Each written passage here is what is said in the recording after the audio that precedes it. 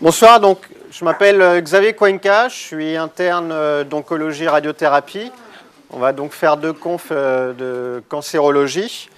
Bon, tout d'abord, je vais quand même vous souhaiter une bonne année 2009 avec plein de choses qui vont arriver très vite. Voilà, donc on va commencer par le dossier 1 qui était le dossier noté. Donc, est-ce que, vas-y, on va faire dans l'ordre comme ça. Est-ce que tu peux nous lire la question, bon, ta voisine? Quel examen paraclinique doit faire en priorité Alors, l'interne? un peu plus fort. Quel examen paraclinique doit faire en priorité l'interne des urgences? Donc moi j'ai répondu NFS plaquette. Ouais. À quoi tu penses? À la neutropénie fébrile. Ouais, d'accord. Celui-ci donne le résultat craint. Quel est-il? Neutropénie. D'accord, donc tu peux essayer d'étoffer un petit peu. Déjà, c'est une neutropénie, mais elle est fébrile. Ouais, fébrile. Et puis elle est iatrogène. Et puis elle est secondaire à une chimiothérapie. Pour essayer de dire le plus de choses possible. D'accord. Donc, qu'est-ce que tu vas rechercher comme site infectieux et comment? Urinaire, avec BU, ECBU. Pulmonaire, avec radiothorax. Est-ce que tu veux parler plus fort? Ah oui, pardon. Cutané, là c'est juste clinique. Une plaie ou voilà. Ouais. Neurologique avec une PL. Septicémie avec des hémocultures. D'accord. Voilà. Alors, donc en fait, il faut que tu cibles rapidement ton examen. T'imagines, tu es aux urgences, tu vois cette personne. Il faut que tu ailles assez rapidement et surtout que tu n'oublies rien d'important ou de fréquent. Donc la chose la plus importante, c'est l'infection pulmonaire. Tu vas l'examiner, tu vas l'ausculter, tu vas aller faire une radio des poumons. Une autre chose très fréquente, l'infection cutanée, donc tu vas l'examiner. S'il n'y a pas de plaie, tu ne vas pas faire de prélèvement particulier. L'infection, la bactériémie, donc c'est un patient qui a de la chimio, donc probablement il a un cathé central. Donc ce patient-là, tu vas lui faire des hémocs, mais aussi tu vas vérifier qu'il a un cathé, regarder son état et surtout faire des hémocs sur le cathé. Hein, puisqu'il y a un ratio qui déterminera si jamais il y a quelque chose qui pousse, si c'est une infection générale ou si c'est vraiment localisé au cathé. Et après, tu fais ton déroulé d'infection classique, urinaire, parce que ça, c'est l'argument de fréquence, tu vas avoir ça très fréquemment. Et après, tu recherches les autres points d'infection, abdominale avec éventuellement une diarrhée, ORL, périnéale éventuellement, ou des signes méningés, comme tu l'as dit. Donc, sur le plan des examens complémentaires, on a à peu près tout dit. Ce qu'on va faire, c'est qu'on va faire aussi une CRP pour avoir un suivi évolutif en fonction de ton traitement et un bilan préthérapeutique avec une créatinine et un ionogramme sanguin pour voir s'il est très déshydraté, ce patient. Alors, voisin, tu vas faire la question suivante. Quelle doit être la suite de la prise en charge? Donc, hospitalisation en urgence, c'est une urgence thérapeutique. Alors, attends, je ne sais pas si tout le monde t'entend, tu peux parler plus fort.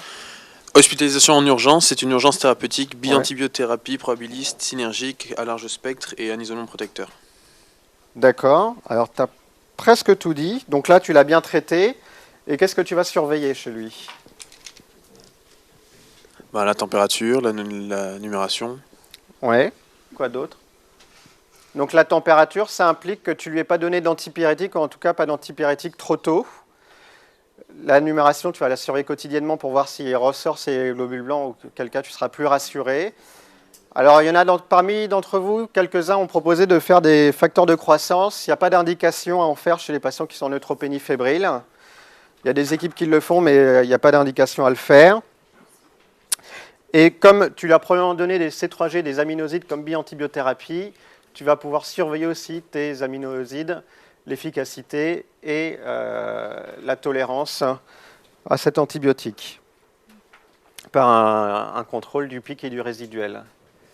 Donc, question suivante. Alors, vous avez la correction sous les yeux, donc profitez-en pour poser des questions si vous n'êtes pas d'accord ou s'il y a un doute ou quelque chose. Oui, dis-moi.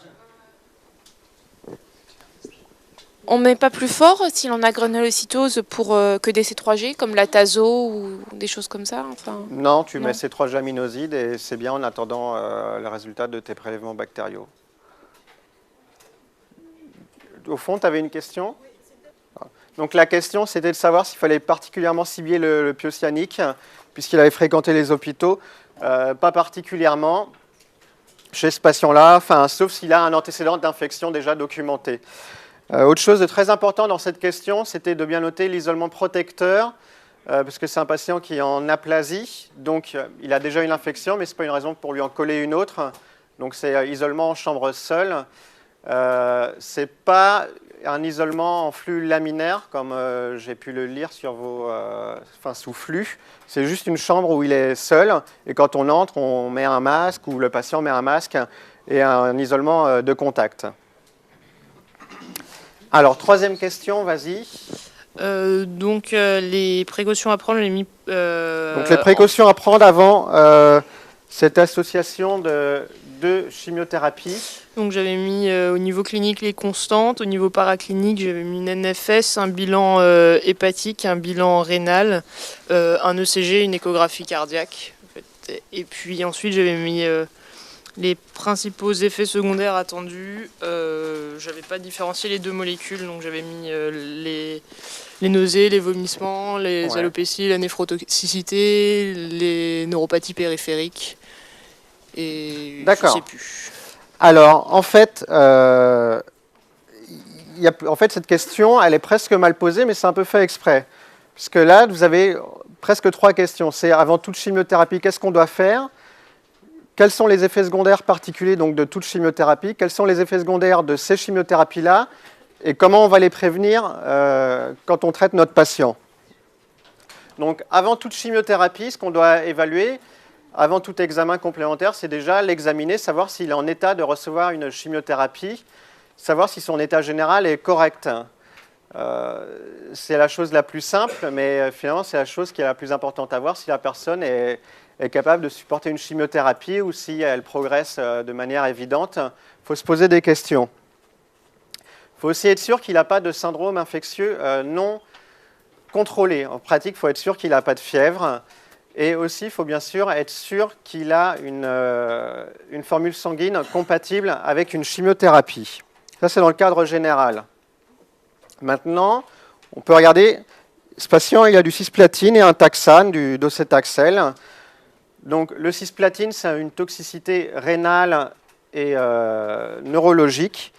Donc, pour éviter la toxicité rénale, ce patient, il va falloir l'hyperhydrater. Et bien sûr, vérifier qu'il n'a pas d'insuffisance rénale au préalable. Et avant de lui administrer du docétaxel, il va falloir lui donner des corticoïdes, parce qu'il y a des cas d'allergie. Et il va falloir lui donner des gants, puisque ça protège de la toxicité inguéale et neurologique. Et comme toute chimiothérapie, ça va causer des nausées et des vomissements. Donc on va les prévenir par un traitement adéquat. Voilà. Donc, vas-y, tu vas faire la question 4, la voisine. Alors, donc, quelques semaines plus tard, il revient te voir en consultation. Il te dit qu'il a très mal à la tête depuis quelques temps, ça prédomine un peu devant. À quoi tu penses? Alors moi j'avais mis HTIC sur une probable atteinte, une métastase cérébrale. Ouais. Et les examens paracliniques. Alors tu peux essayer de confirmer ça cliniquement déjà? Oui, cliniquement j'avais fait un fond d'œil, voir si les céphalées elles sont matinales, s'il vomit, s'il y a un 6 qui est paralysé. Ouais. Pourquoi le 6? Parce que je sais pas. Parce que c'est le premier, non? C'est pas ça? Hein? C'est le premier qui. Non, parce que quand tu as une hypertension intracrânienne, il est facilement lésé. Oui, c'est ça, c'est ce que je voulais dire. D'accord. Des signes de localisation aussi. Voilà. Et tu vas chercher s'il a convulsé, parce que parfois ça peut s'annoncer par une crise convulsive. Donc une fois que tu l'as bien examiné, qu'est-ce que tu vas lui proposer à ce patient comme examen complémentaire? Une imagerie cérébrale. Oui, très bien. Et donc là, moi, tu fais avec ce que tu as. Donc scanner ou IRM. Et puis j'avais fait un fond d'œil en clinique, je crois. Pourquoi pas? Mais tu vas pas le faire, ça va être long. Enfin, en pratique, il est là devant toi. La consulte d'ophtalmo, c'est dans 4 semaines. Oui, d'accord. Et c'est tout, non, comme examen paraclinique? D'accord, donc tu as fait une imagerie, tu as fait un scanner ou une IRM, et qu'est-ce que tu vas chercher si c'est un scanner? Je vais chercher éventuellement une lésion. Ouais, enfin déjà, un ça processus cherche une expansif. lésion. Et après, un effacement des sillons, une déviation, un effet de masse, tout ça, Voilà, quoi. d'accord. Donc, s'il y a des signes d'engagement et un œdème périlésionnel Voilà. aussi. Hein. D'accord. Donc, finalement, tu l'as examiné, tu as fait ce scanner et tu retrouves rien de particulier. À quoi est-ce que tu peux penser? Moi, j'ai pas parlé de méningite carcinomateuse, mais une méningite infectieuse.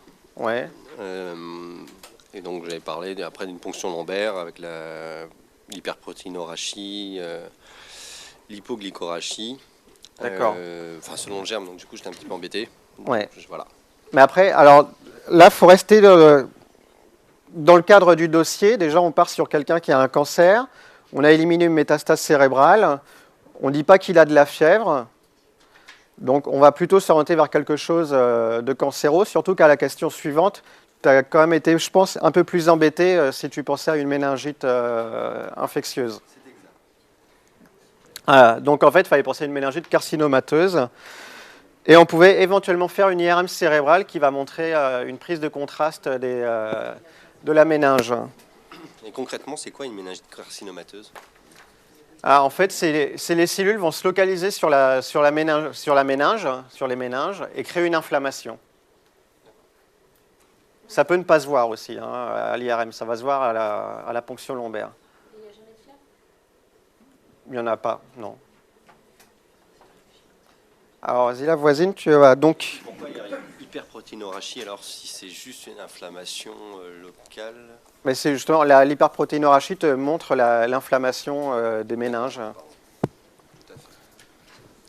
Bon, bah, moi non plus, j'avais pas trouvé la méningite D'accord. carcinomateuse. Bon, alors maintenant, tu sais qu'il a une méningite carcinomateuse. Qu'est-ce que tu vas pouvoir lui faire comme traitement spécifique? Ben, je savais pas trop, c'est entre radiothérapie ou chimiothérapie dans le LCR, enfin intratécal. Je sais pas si ça. Ouais. Alors c'est vrai Oui. que moi je suis atteinte donc radiothérapie, donc je lui aurais plutôt fait spontanément de la radiothérapie sur l'encéphale. Maintenant, dans certains cas, on peut discuter une chimiothérapie intratécale, mais dans l'ensemble, il faut quand même vraiment plus penser à la radiothérapie dans ce cas-là.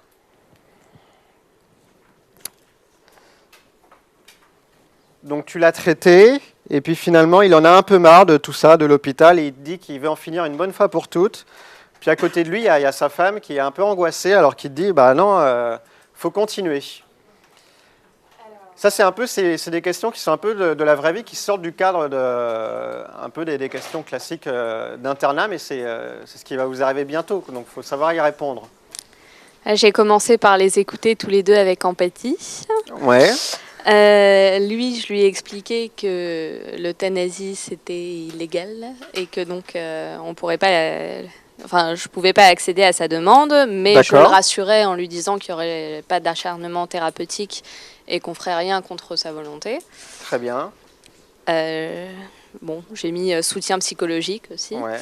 Alors c'est vrai que dans ces cas-là, il faut toujours essayer de voir s'il n'y a pas un syndrome dépressif sous-jacent.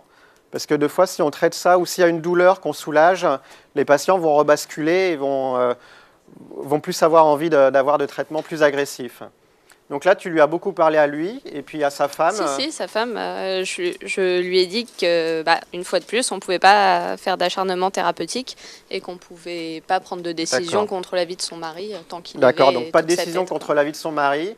Et lui expliquer que l'index thérapeutique est faible, c'est-à-dire que les bénéfices escomptés sont assez faibles comparés aux risques encourus. Alors, dernière question du dossier, vas-y.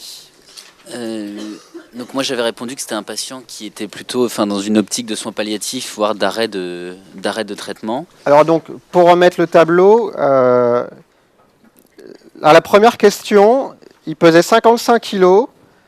Et là, on est quelques semaines plus tard et il en pèse 44. Il est au fond du lit. Il a une toute petite tension. Il n'a pas de fièvre. Il a une SAT à 88. Et il crépite. Non, il crépite discrètement. Donc déjà, tu le vois, à quoi tu vas penser? À quoi je vais penser? Ouais. Qu'il va pas falloir faire Mais pourquoi il a cette dyspnée et pourquoi il a ces râles crépitants? Parce qu'il il a son foie, il a un cancer du poumon Non. Bah, en fait, faut être simple. C'est des crépitants, il est en fin de vie, ce monsieur. Hein, faut l'imaginer, tu es interne, tu es devant lui. Donc, tu sais que ça va être, le pronostic va être très péjoratif à court terme. Donc, comme tu l'as dit, tu ne vas pas te lancer dans une réanimation. Tu ne vas pas te lancer dans des examens invasifs. Tu peux éventuellement discuter, faire une radio de thorax, mais tu ne vas pas commencer à lui faire des gaz du sang qui sont douloureux et qui ne vont rien t'apporter en pratique. Donc maintenant que tu sais qu'il est en fin de vie, qu'est-ce que tu vas lui proposer comme traitement? Les crépitants, c'est d'origine cardiaque, enfin là où ça va être, on ne sait pas, c'est ça? Je peux pas te dire, c'est un fait, quoi. C'est okay. Crépitant de fin de vie. D'accord, c'est crépitant de fin de vie. Ok. Voilà, bon. Donc moi j'avais proposé essentiellement, déjà j'avais mis concertation avec, collégiale avec l'équipe soignante et puis concertation avec la famille aussi. J'avais fait un traitement essentiellement symptomatique avec une oxygénothérapie par lunettes nasales, un traitement antalgique avec des morphiniques adaptés à sa fonction respiratoire. Alors en fait ce patient il est dyspnéique, donc tu peux lui proposer des lunettes, l'odo-lunettes.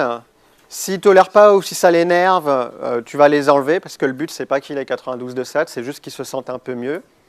Tu avais dit des antalgiques, mais là, on n'a pas l'impression qu'il est mal. Mais tu as dit des morphiniques et c'est vrai qu'à petite dose, ça diminue la sensation de dyspnée. Ton patient est probablement angoissé parce qu'il commence à avoir du mal à respirer, donc tu peux lui donner des anxiolytiques. Et éventuellement, tu peux lui assécher s'il a des sécrétions avec de la scopolamine. Et comme tu l'as bien dit, faut rapidement voir la famille, la personne de confiance, pour expliquer où en sont les choses. J'avais proposé des hypnotiques aussi, si lui... Oui, tu peux éventuellement, s'il est vraiment trop angoissé, les anxiolytiques ne le calment pas, tu peux lui donner des hypnotiques, vraiment à toute petite dose. Voilà. Donc vous avez des questions sur ce premier dossier ?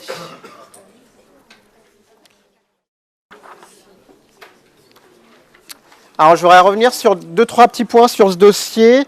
Dans les corrections, il y en a qui confondent en fait aplasie médulaire et neutropénie fébrile. Faut faire attention, c'est pas du tout la même chose. L'aplasie fébrile, c'est vraiment secondaire, et dans ce cas-là, une chimiothérapie. Et l'aplasie médulaire, c'est une maladie de la moelle, donc ça ne récupère pas après. J'ai vu aussi dans les... Attends, juste je finis, après je réponds à ta question. Dans les corrections que vous m'avez faites, vous m'avez dit qu'il avait une aplasie fébrile, donc il avait une contre-indication à vie à ces chimiothérapies. En fait, pas du tout. On a tout à fait le droit de les reprendre une fois qu'il sera revenu à un état stable. Et par contre, on peut décider de mettre des facteurs de croissance quelques jours après cette chimiothérapie pour diminuer le risque de neutropénie. Donc voilà ce que je voulais rajouter sur ce dossier. Et puis, oui, il faut essayer d'être uniciste dans le dossier. Il ne faut pas partir sur la méningite bactérienne quand on est dans un dossier de cancéro et surtout qu'il n'y a pas de fièvre. Ça m'a un peu surpris de voir vos réponses. Tu avais une question au fond? Non? Tu n'avais pas de question? Donc la question, c'est un peu comment va agir la scopolamine. La scopolamine va diminuer les sécrétions des muqueuses. Et donc, ça va diminuer l'encombrement et aussi les râles. Voilà. Les indications, c'est quoi en dehors de ça? Je ne pense pas qu'il y en ait d'autres. Hein. Dis-moi. Est-ce qu'il y a des effets indésirables qu'on déclare à la pharmacovigilance avec les chimiothérapies ou jamais? Alors, tu peux en déclarer si c'est des événements. Alors, la question, c'était savoir s'il y avait un problème de pharmacovigilance. Tu ne vas pas les déclarer, sauf si c'est des événements vraiment qui te paraissent étranges. Là, c'est une aplasie fébrile, c'est une neutropénie, c'est on ne peut plus classique. Non, tu ne le déclares pas. Non. Sauf si tu vois des réactions allergiques, par exemple, avec plusieurs chimiothérapies, plusieurs fois la même molécule qui d'habitude n'en donne pas. tu peux te demander est-ce qu'il n'y a pas un lot qui a été mal fabriqué pour ce genre de choses, enfin des choses qui sortent de l'ordinaire en fait.